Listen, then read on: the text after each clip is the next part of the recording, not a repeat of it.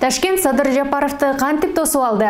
Төрөкулов абактан кантип добуш бергенин айтты. Жогорку кеңеш 11 апрелде референдум өткөрүүгө макулдугун берди. Күндүн орунтуу жана урчундуу окуяларын баяндаган айтмакчы программасы назарыңыздарда. Аны мен Айпери Шенкулова алып барам. Бизден алыстабаңыз. Ташкент Садыр Жапаровты кантип тосуп алды? Өзбекстанга мамлекеттик сапар менен жөнөп кеткен Кыргыз Республикасынын президенти Садыр Жапаровты Ташкент аэропортунан өлкөнүн премьер-министри Абдулла Арипов тосуп алды.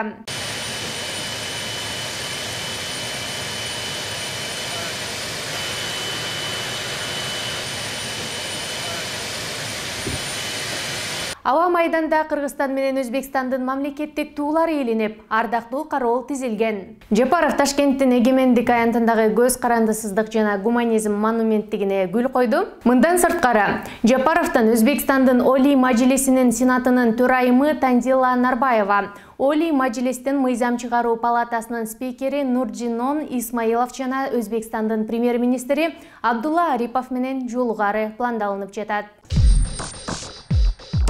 Төрөкулов абактан кантип добуш бергенин айтты. 2 ай мурунку УКМК тарабынан кармалып тергөө абагына киргизилген эл өкүлү парламенттин жыйынына келди. Ал чуу жараткан добуш берүү боюнча журналисттердин суроосуна жооп берди.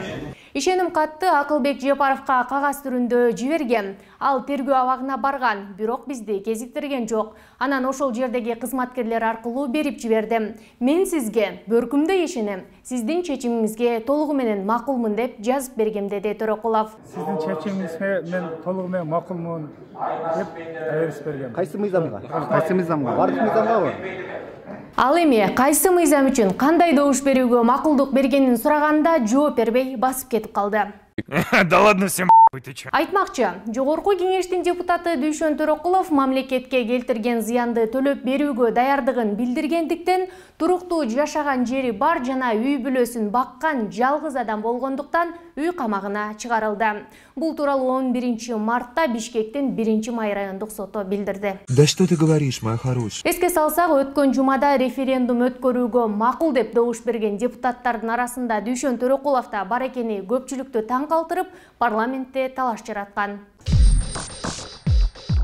Жогорку кеңеш 11 апрелде референдум өткөрүүгө макулдугун берди. Жогорку кеңештин депутаттары жаңы конституциянын долбоору боюнча референдум өткөрүүгө макулдук берди. Аталган мыйзам долбооруна бүгүн 2 жана 3 окууда добушка коюлду. Жыйынтыгында 94 депутат макул, 6 каршы добуш берилди. Вы понимаете, о чем говорят все эти люди? Я нет. Белгилей кетсек, референдум дайындоо боюнча маселе кечээ 10 мартта 2 окууда каралган. 3 окуунун кароо боюнча айтылган эмес. Ал эми бүгүн 3 окууда дагы добуш берилди. Өткөн жумада парламент 1 окууда колдоп берген. Референдум дайындоого 87 эл өкүлү макул, 9 каршы добуш берген. Кто? Референдумду жергиликтүү кеңештердин шайлоосу менен кошо 11 апрелде өткөрүү сунушталган. Бул мыйзамга президент кол коюшу керек. Ушул жана башка жаңылыктарды биздин сайтыбыздан жана социалдык тармактардагы баракчаларыбыздан окуй аласыз. Дарегибиз Бизон Чекит KJZ.